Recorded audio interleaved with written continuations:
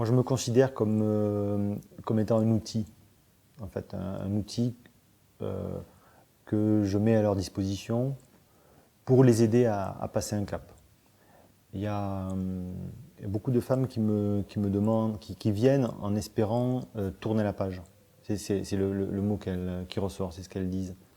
Je suis celui qui, avec des moyens techniques, va leur permettre de se réconcilier avec leur corps.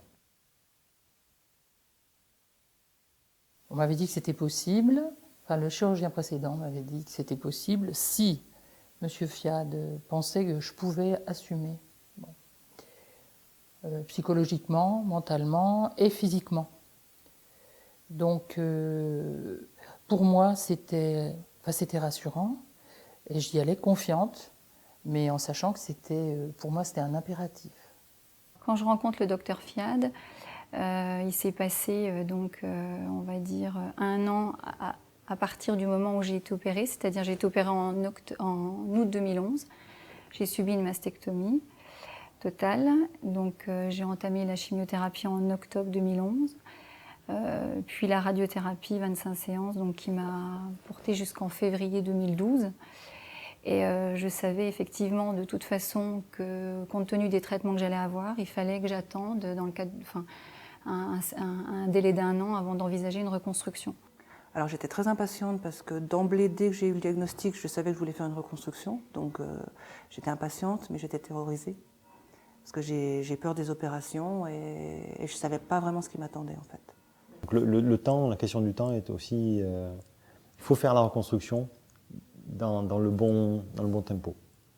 Et donc quand je le rencontre, en fait, c'est déjà la fin des traitements. Donc je suis dans une autre étape, celle pour moi de la reconstruction, qui était une évidence quand j'ai eu cette maladie, à l'annonce de ma maladie. Je savais que j'irais vers une reconstruction, mais comment, ça c'était le point d'interrogation, quoi. Je suis porteuse d'une mutation BRCA1, donc j'ai un grand risque d'avoir un cancer du sein. Et je voulais pas prendre le risque-là, donc j'ai voulu faire une ablation préventive. Donc avec ma gynécologue, elle m'a conseillé de le contacter. Donc voilà, c'est ce que j'ai fait. Il fallait le faire, c'était inévitable. J'avais la chance d'avoir ma destinée entre les mains, ne pas subir une maladie. J'avais la chance, là c'est une chance inouïe, c'est un truc de fou quoi. C'est important d'être à leur écoute. De les comprendre, de comprendre exactement qu'est-ce qui se cache. Parce que parfois, à la première consultation, on ne dit pas tout. Et de sentir éventuellement la pression de l'entourage, la pression du conjoint, de sentir toute l'histoire ancienne que cette femme a eue avec sa poitrine. Parce que les rapports que les femmes ont avec leur poitrine sont vraiment variables d'une femme à l'autre. Donc comprendre tout ça, oui, c'est vraiment important pour la qualité du résultat final.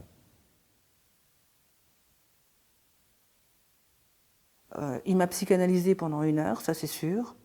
Et il a essayé de savoir pourquoi, comment, dans quel état d'esprit j'étais, ce que j'attendais. Enfin, il a posé beaucoup de questions, il m'a fait pleurer. Mais bon, je pleure assez facilement, donc il m'a fait pleurer, il m'a vraiment fait, je ne vais pas dire vider mon sac, mais vraiment essayer je pense, de me connaître un peu, de savoir dans quel état d'esprit j'étais, pour pouvoir répondre au mieux à mes questions. Je leur dis oui, une reconstruction est faisable chez vous. Et de certains côtés, les rassurer, oui, les conforter dans leur démarche, parce que parfois la démarche peut être encore hésitante. Et la deuxième chose, c'est vraiment c'est un balancier entre les deux, c'est leur dire attention, je vais pas vous redonner le sein que vous aviez. Je vais faire quelque chose qui va ressembler de près ou de loin à un sein. Et après, le travail d'appropriation, ce sera à vous à le faire. Il m'a posé la question, comment vous vivez les choses, quel est votre ressenti, comment vous vivez les choses, cette maladie. Bon, je lui ai dit, c'est un combat, et puis j'ai envie de me battre, et puis je veux gagner, quoi. Voilà. Je vais devoir les accompagner pendant plusieurs mois, les aider à traverser des épreuves qui sont physiquement dure, la douleur, les cicatrices, le fait l'arrêt de travail, l'hospitalisation, et puis psychologiquement aussi. Et tout ça pour arriver au bout du parcours, finalement, au mieux de ce qu'on pouvait attendre.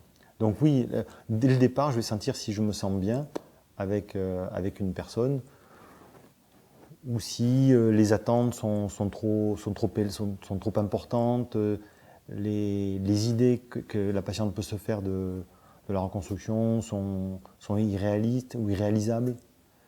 Et tout ça, il va falloir très rapidement le sentir et pouvoir mettre à plat tout ça. Ouais.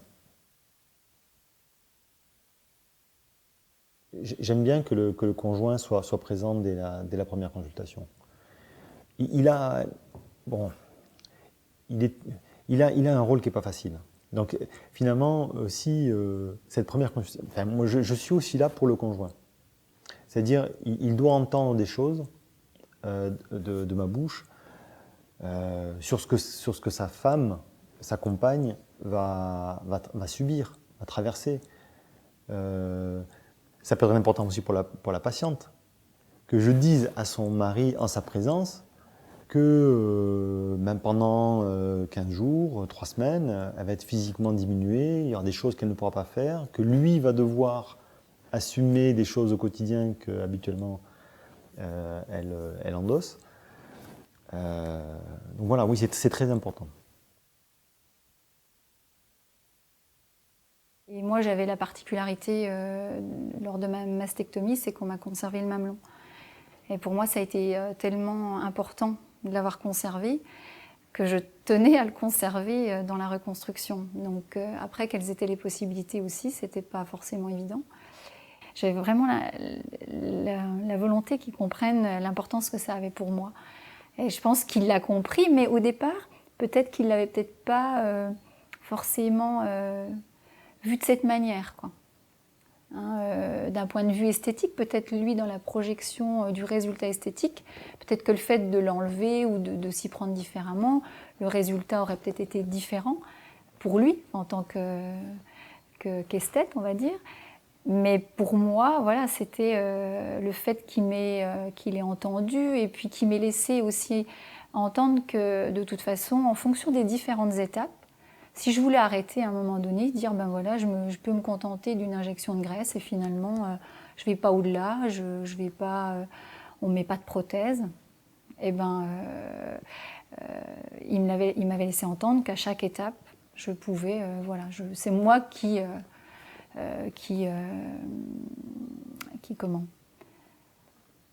avait le mot final, quoi.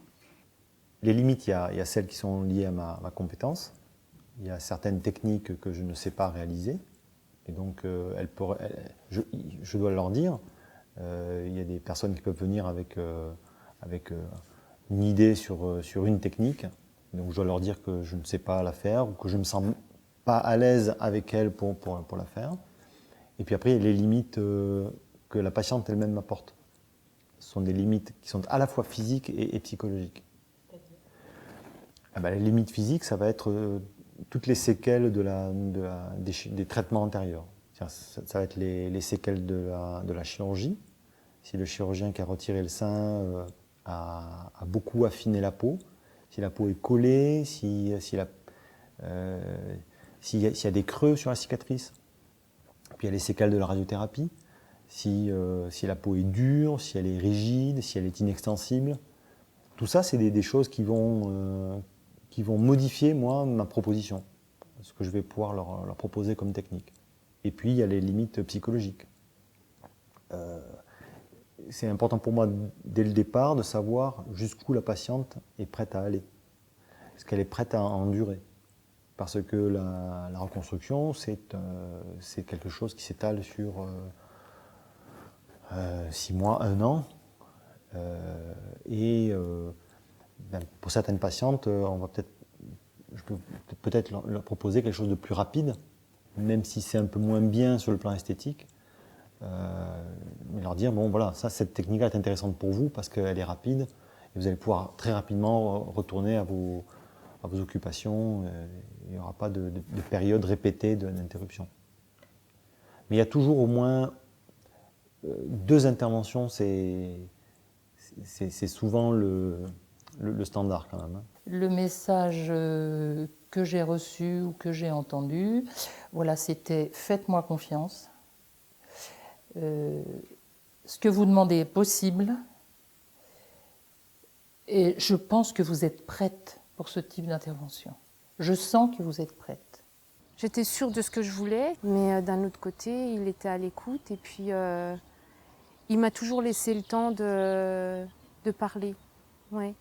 Ça n'a pas été des rendez-vous bâclés entre 2 patientes et tout. Il laisse le temps aux patientes de parler. Il s'est très bien écouté, très bien écouté ses patientes. Il répond à toutes les questions.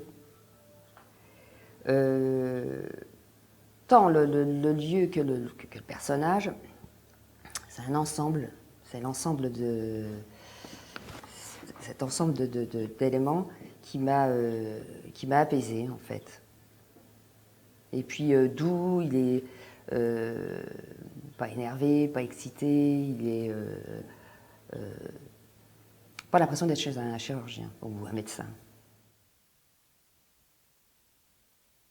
Je suis totalement disponible. Et pour moi, c'est important à la fois pour des raisons de sécurité et encore une fois des raisons psychologiques. Je crois que les raisons de sécurité, c'est qu'après une intervention, il peut se passer quelque chose, n'importe quoi. Et s'il y a une complication, une fois que la patiente est rentrée chez elle, dans les jours qui suivent l'intervention ou même plus tard, c'est important pour moi de le savoir. Je préfère prendre en charge les choses plutôt que de déléguer à quelqu'un d'autre qui ne connaîtra pas la patiente, ne connaîtra pas l'intervention. Et puis ensuite, il y a souvent beaucoup d'angoisse. Après la sortie de la clinique ou de l'hôpital, la patiente se retrouve toute seule.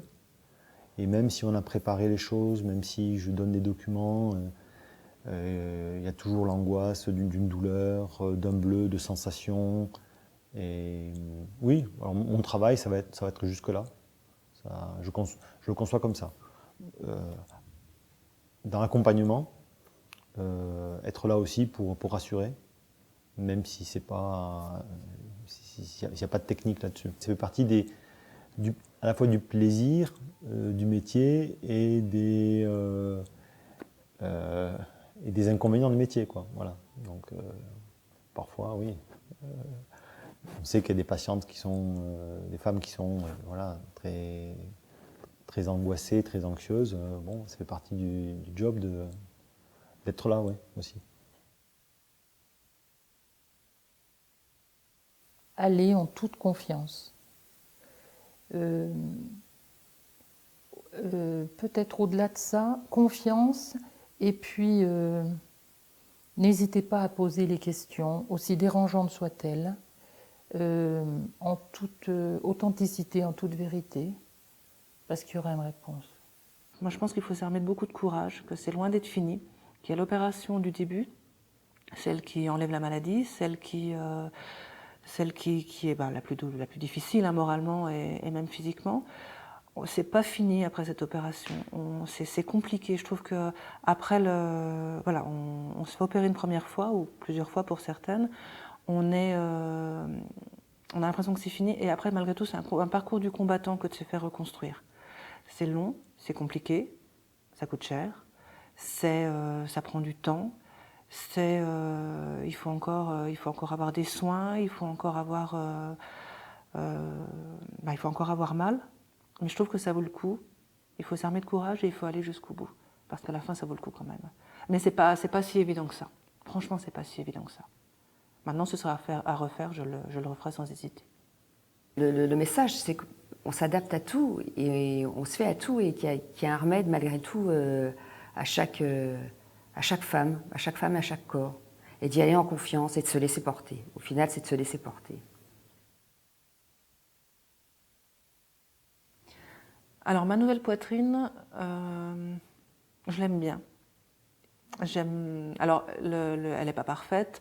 Le sein est artificiel. Il n'a pas de réaction. Il est là il est plus là pour l'extérieur que pour l'intérieur. Je ne sais pas si je suis très claire. Il est là dans l'enveloppe en fait pour donner une silhouette, pour donner de redevenir femme à l'extérieur et d'avoir une paire de seins. Après, ça reste un faux sein. De toute façon, ça restera toujours un faux sein. Donc, mais bon, moi, je me remets des décolletés. J'ai perdu plein de kilos parce que j'avais envie d'avoir de nouveau une silhouette féminine. Il m'a aidée dans la reconstruction de la totalité du corps de la femme, je trouve. Aujourd'hui, ça me satisfait pleinement. Je peux faire des activités, je vais à la piscine, je mets des maillots de bain 2 pièces, je peux remettre des décolletés, si je sais pas.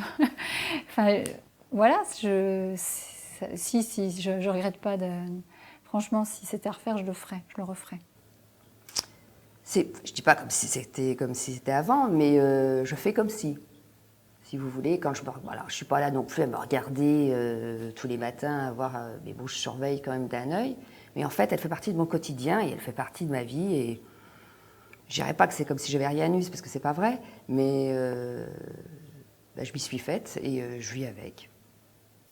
À la veille d'une intervention d'ablation de la thyroïde, j'ai vu l'endocrinologue et ça m'a amusée parce qu'elle me dit « Ah bon, vous avez un cancer du sein, une reconstruction, est-ce que je peux voir ?» Je lui dis « Oui, tout à fait ». Donc je me déshabille et je lui montre et j'étais amusée parce qu'elle me dit « Pas la peine de me dire qui est-ce, il y a une signature ».